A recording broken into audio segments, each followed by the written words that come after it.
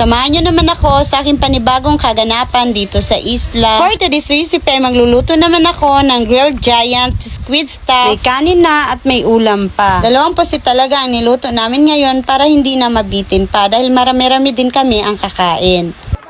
Maing adlaw, kahapon nga ay pumunta kami dito sa Barangay Kanumay para mamili ng pusit. Actually, itong nanghuli ng pusit ay taga-barangay lang namin at pinsan namin. Dito sila nanagat ngayon dahil maghahabag at season na sa amin. At taga dito din ang napangasawa niya. Pag amihan naman at maalo na dito ay babalik naman sila doon sa amin managat. Kaya nagpunta talaga kami dito para makabili ng malalaking pusit. At dahil kami ang pumunta dito, madami ding pasubra. Binigyan kami ng mga ulo ng pusit, mga tinae, na pwede ding maiulam. Fast forward, pagdating ko sa bahay ay naghanda na ako sa aking lulutuin para sa palaman ng pusit. Nagisa pala ako dyan ng bawang, sibuyas, kamatis at carrots. Na yan ay ihahalo ko sa aking fried rice na pangpalaman sa mga malalaking pusit. At tinimplehan ko din yan ng toyo, paminta at konting asin. Imekos-mekos mo lang tapos pwede na siyang ipalaman sa malalaking pusit. Usually, nakikita ko ang ganitong klaseng recipe ay sa maliliit na pusit. Pero this time, itatry din natin sa ganito kalaking mga pusit. Ang kilo pala ng ginamit ko na pusit ay 3 kilos. Pwede siya sa 6 na tao ang kakain nito. At nabili ko lang din tong pusit na to ay 100 ang kilo. Diba sobrang mura lang? Kung bibilhin mo to sa mga naglalako, 180 na ang kilo nito. Nakasave na nga ako, may pang content pa at may pang ulam na.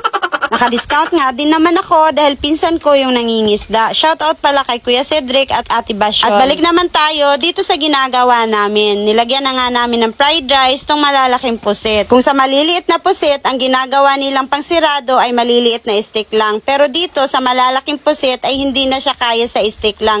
Kaya tinahi din siya ni GR. Naabutan na pala kami dyan ng ulan at mabuti na lamang ay tumila agad. Ang akala talaga namin ay hindi na matutuloy ang content na to. At meron din pala akong guest dyan na galing pang Lipa, Batangas at Manila. Shoutout pala sa kanila, Lizelda Huya at Yelen Hubay. Mas gugustuhin ko din na marami kaming guest para marami din taga-video. Ginawa palang taga-video.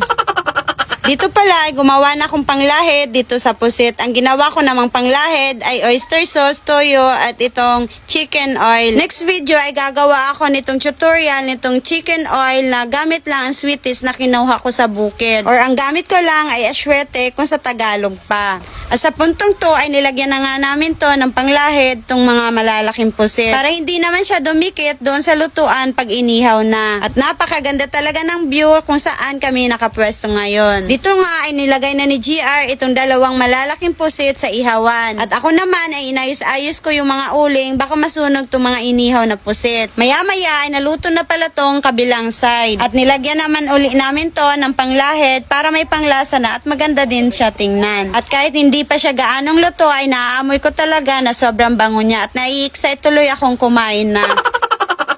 Ilang saglit na lang ay malapit na talaga siyang maluto. Naaamoy ko na talaga na sobrang bango niya. Kahit nga sa itsura niya ay magugutom ka talaga at matatakam kang kumain. Nang malapit ng maluto ay inayos ko na pala tong lamesang paghahainan namin. At gumawa na din pala kami ng sausawan para sa pusit namin. Hinati na din pala namin to sa dalawang lagayan dahil marami-rami din kami kakain. At sa wakas makakakain na din kami dahil luto na tong mga pusit. Ang iba pala namin kasamahan dyan ay naligo ng dagat kaya nagsihanto muna sila para kumain. At luto na pala tong aming nilutong grilled giant squid stuff. Try din kayo gumawa ng ganitong recipe guys. At kung sasabihin nyo sa akin na makunat ang ganito kalaking pusit, dyan po kayo nagkakamali dahil hindi po siya makunat. At napakalambot lang talaga niya kagatin.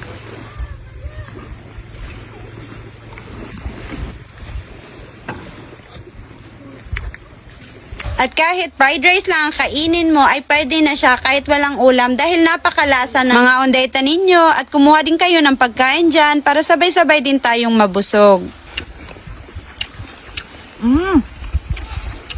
Ang lambot pala yun.